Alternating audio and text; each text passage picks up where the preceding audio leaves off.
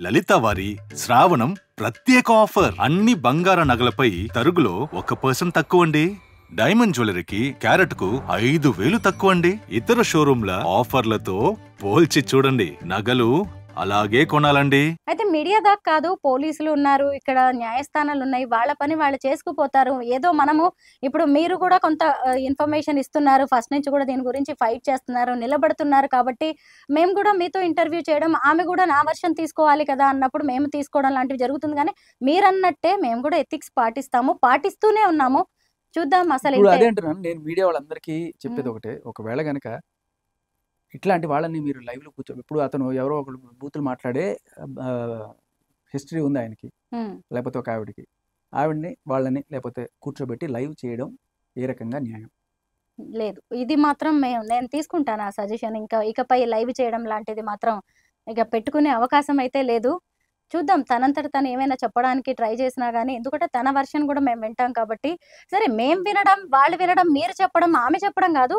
ముందు పోలీసులు ఉన్నారు, చట్టాలు ఉన్నాయి, న్యాయస్థానం ఉంది. ఎందుకంటే రాస్తరుని తేల్చుకున్నాడుగా, నేను లీగల్గా తేల్చుకుంటాను అన్నాడు, తను తేల్చుకున్నాడు. తను సైలెంట్గా, అసలు తన వ్యక్తిత్వం ఇప్పుడు బాగుంది. చూడ్డానికి అమాయకంగా భలే ఉన్నాడే అబ్బాయి అని సినిమాలు తీస్తున్నాడు, తిరగబడరా స్వామి అంటున్నాడు. పురుషోత్తముడు తన ఉద్యోగం తన పని తన సినిమాలు తను చేసుకుంటూ వెళ్తున్నాడు. మనం మాత్రం ఇలా టైం వేస్ట్ చేసుకుంటున్నట్టున్నాము. తను ఏం చెప్పాడో అది చేసుకుంటూ పోతున్నాడు రాజ్ తరుణ్. చూద్దాం, రాజ్ తరుణ్ కూడా ఎప్పుడు మళ్ళీ సీన్లోకి వస్తాడు. ఖచ్చితంగా ఇదంతా క్లోజ్ అయిన తర్వాత తను కూడా వచ్చే అవకాశం అయితే ఉంది. ఏమో సినిమా అంతా అయిపోయిన తర్వాత పోలీసులు వచ్చినట్టు రాజ్ తరుణ్ లాస్ట్ లో వస్తాడేమో, మరి ఏమో తెలియదు. మరి ఎందుకు ఇంత సైలెంట్ గా ఉన్నాడో, అంటే తను చెప్పినట్టుగానే నేను లీగల్ గా ప్రొసీడ్ అవుతాను అన్నాడు. ఇదంతా కూడా తను ఖచ్చితంగా నెత్తి మీద పెట్టుకోకుండా తన పని అయితే తను చేసుకుంటూ వెళ్తున్నాడు. దాన్ని మాత్రం నేను అప్రిషియేట్ చేయాల్సిందే. అవును, ఎందుకంటే లావణ్య కూడా ఏదైనా తేల్చుకోవాల్సి ఉంటే రాజ్ తరుణ్ తో తేల్చుకోవాలి. తను ఇంకా ఇలా బ్లాస్ట్ అయినా కొద్దీ ఇంకొకటి ఆడియో కాల్స్ బయటికి రావడం తప్ప. ఇప్పుడు నేను మాట్లాడతాను, మీకు రేపు ఏదన్నా జరిగినా సరే, మీకు ఏమి జరగకుండా మీ ప్రాణానికి ఆయన ప్రాణాన్ని నేను అడ్డు వేస్తానంటే ఎట్లా ఉంటుంది? ఎవరన్నారు ఈ మాట? నేను అన్నాను అనుకోండి, మీ ప్రాణానికి వేస్తే నా ప్రాణం నా చేతిలో ఉంది, నేను అడ్డం వేయాలి నా ప్రాణాన్ని. మీరు మా ప్రాణానికి అడ్డం? మీకు ఏదైనా జరుగుతుంది, మీరు ఒక మంచి మహిళా యాంకరు, మీకు ఏదైనా ఎవడన్నా వస్తే నేను మీకు అడ్డం నించుంటామా, నా ప్రాణం దాటి మీ దగ్గర రావాలి, నేను నించుంటాను మీకోసం అనొచ్చు నేను. ఎందుకంటే నా ప్రాణం నా ఇష్టం, నేను నించోవచ్చు. మీ ప్రాణానికి ఆయన ప్రాణాన్ని నేను అడ్డం వేస్తానని ఎట్లా అంటాను నేను? ఆయన ఎవరు? ఆయన ప్రాణం మీద నాకే హక్కు లేదు కదా. మరి మీరు చెప్పేది అట్లాగే ఉంది. ఇప్పుడు రాజ్ తరుణ్ వదిలేసి మస్తాన్ సాయితో మూవ్ అయిపోయిన తర్వాత మరి రాజ్ తరుణ్తో తెలుసుకోవడం ఏమిటి? రాజ్ తరుణ్తో తేల్చుకోవడం ఏంటి అంటే, నార్సింగి కేసులో PS లో కేసు పెట్టింది, బెయిల్ వచ్చేసింది. ఆ తర్వాత ఏదైనా ఉంటే అక్కడ తేల్చుకోవాల్సిందే తప్ప శేఖర్ భాషతో ఈ ఆడియో రికార్డ్స్, ఈ కాల్స్ ఇవన్నీ బయటకి తెచ్చి తేల్చుకోవాల్సిన విషయం అయితే ఇది ఖచ్చితంగా కాదు. ఏదైనా రాజ్ తరుణ్ లాగా లీగల్ గా ప్రొసీడ్ అవ్వడం మాత్రమే కరెక్ట్. బయట పెట్టాల్సిన అవసరమే లేకుండే, ఒక ఎఫ్ఐఆర్ తో సరిపోయిండే.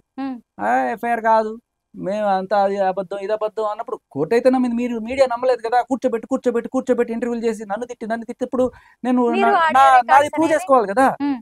చేసుకుంటూనే వస్తున్నాను. ఇవాళ మళ్ళీ వచ్చింది, నేను మళ్ళీ రేపు ఇంకో ప్రూఫ్ తో రావచ్చు. రేపు ఇంకో ప్రూఫ్ తో వస్తానంటున్నారు. మొత్తానికి చాలా ప్రూఫ్స్ ఉన్నట్టున్నాయి ఇప్పటికే మీ దగ్గర. ఒక్కొక్క రోజు రిలీజ్ చేస్తూ ఉన్నారు. మొత్తానికి పాపులారిటీ మాత్రం బాగా పెంచుకుంటున్నారు శేఖర్. మీరు వెళ్ళినా వెళ్ళకపోయినా. ఏమో బిగ్ బాస్ ఇప్పటిదాకా నేను కంటెస్టెంట్స్ అయిపోయారు ఫైనల్ అనుకుంటున్నాను. ఇది చూడండి అమ్మా, చెప్పలేము. ఇది వాళ్ళు పెట్టే థంబ్నెయిల్స్. ఏంటిది ఇది?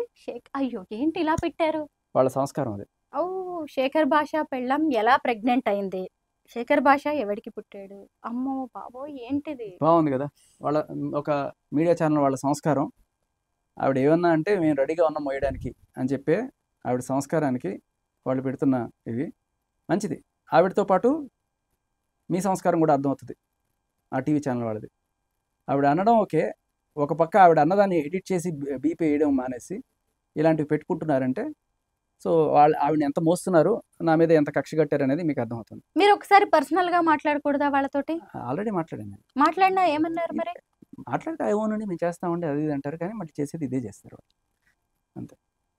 చూద్దాం. బట్ మరి ఇంట్లో వాళ్ళు ఏమంటున్నారు, చూస్తున్నారు ఇవన్నీ?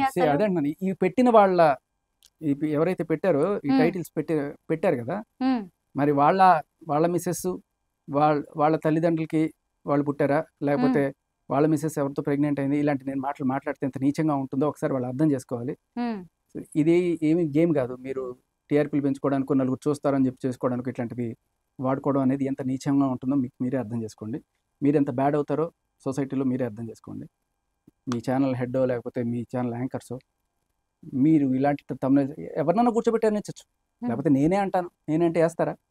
ఇప్పుడు ఒక మాట చెప్తానమ్మా, ఇప్పుడు ఎఫ్ఐఆర్ పెట్టినప్పుడు మన జరిగిన కేసులో ఎఫ్ఐఆర్ పెట్టగానే ఆవిడ వెంటనే అక్కడికి ఇస్తుంది ఆ ఛానల్కి, వాళ్ళు కొత్త ఇదేస్తారు, శేఖర్ భాషకి 5 ఏళ్ళు జైలు శిక్ష క్వశ్చన్ మార్క్. ఓకే, ఏంటి ఆవిడే వచ్చి ఆవిడే ఇక్కడ అటాక్ చేసి ఇంత చేసిన తర్వాత ఆవిడ పెట్టిన ఎఫ్ఐఆర్ అయింది కాబట్టి, మరి ఇవాళ ఎఫ్ఐఆర్ అయింది కదా నాది, నేను అందరికి పంపించాను ఎఫ్ఐఆర్ వాళ్ళ దగ్గర, మరి లావణ్యకి 2 ఏళ్ళు జైలు శిక్ష అని ఎందుకు వేయలేదు? This clearly shows their affinity towards sir, అంతే కదా, నువ్వు వేయాలి కదా, నిజంగానే నిష్పాక్షికం అయితే వేయాల్సింది, వేయలేదే, అదే క్వశ్చన్ మార్క్ పెట్టి. అంతమంది తూ అని ఊస్తున్నా, అంతమంది తిడుతున్నా, ఇంకా సిగ్గు లేకుండా అలా మోస్తున్నావు అంటే ఏమన్నా అలా ఛానల్. కానీ ఈ కేసుతో సంబంధం లేని వాళ్ళని, ఇంకా ఆడవాళ్ళని, ప్రెగ్నెంట్స్ ని ఇందులోకి అప్పటికేమో వాళ్ళు ఆ ఛానల్లో ఉన్నప్పుడు నాకు ఫోన్ చేశారు, ఆవిడ లైవ్లో ఉన్నప్పుడు, చూడండి నేను ఇలా మున్సిపాలిటీ బిందెలు వేసుకుని కొట్టుకునే టైప్లో నేను చిల్లర పంచాయతీ మాట్లాడడానికి రాలేదు, ఓకే నేను మాట్లాడతాను, అది కూడా యాంకర్తో మాట్లాడు, నేను ఒక పక్క మాట్లాడుతుంటే ఈవిడ పచ్చి బూతులు మాట్లాడుతుంది అక్కడ, ఆయన హీజ్ లైక్ ఓకే సార్, సరే అదైపోయింది. ఈ తమ్నైల్స్ ఏంటి?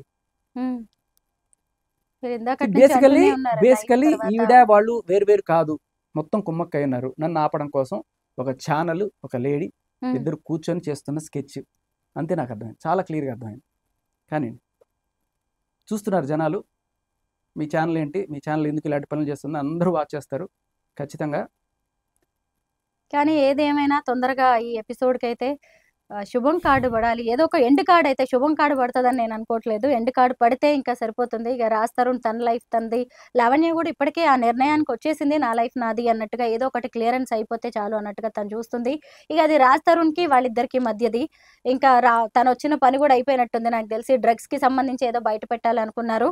శేఖర్ భాష కూడా ఇంకా తన ఎపిసోడ్, తన పాత్ర కూడా ఇక ఇక్కడికి ముగించేస్తే బాగుంటుందేమో, ఎందుకంటే రేపో మాపో తన కొడుకు, తన బిడ్డ రేపు భూమి మీదకి రాబోతున్నారు, ఇవాళ కాకపోయినా ఇదంతా డిజిటల్ కంటెంట్ కదా, ఇదంతా ఎప్పటికీ ఉండేది, ఏమో అలాంటి అపవాదుతో వాటితో మాత్రం బయటికి రావడం, ఇవన్నీ భూమి మీద పడ్డం, ఇవన్నీ కూడా ఎవరు హర్షించదగింది కాదు. బట్ చూద్దాం మళ్ళీ ఈ ఎపిసోడ్ ఎటు కొత్త టర్న్ తీసుకుంటుందో, మళ్ళీ ఇంకా కొత్త వ్యక్తులు ఇంకెవరు దీంట్లోంచి బయటకు వస్తారు. అపవాదులు ఏంటమ్మా, ఇప్పుడు ఎవరో నోటుకొచ్చింది ఏదో మాగాయని చెప్పి అదంతా నిజాలు అయిపోవు కదా, అయిపోవు అసలు, అవన్నీ ఎలా అవుతాయి అసలు, ఎవరో వాళ్ళ సంస్కారం వాళ్ళ జీవితంలో జరిగేవే అందరూ అలా చేస్తారు అనుకుంటున్నారు, కళ్ళ ముందు కనబడుతుంది వాళ్ళు ఏం చేస్తున్నారో, అది మిగతా వాళ్ళు అలా చేస్తారు అనుకుంటే అందరు ప్రపంచంలో ఆవిడలానే ఉండరు కదా, కాబట్టి ఈవిడ అందరూ అలాగే అనుకుంటుంది, విచ్ ఈస్ నాట్ ట్రూ. ఆవిడ అన్నంత మాత్రాన అది నిజం కాదు, బట్ కనబడే నిజం కనబడకుండా పోదు, అంతే.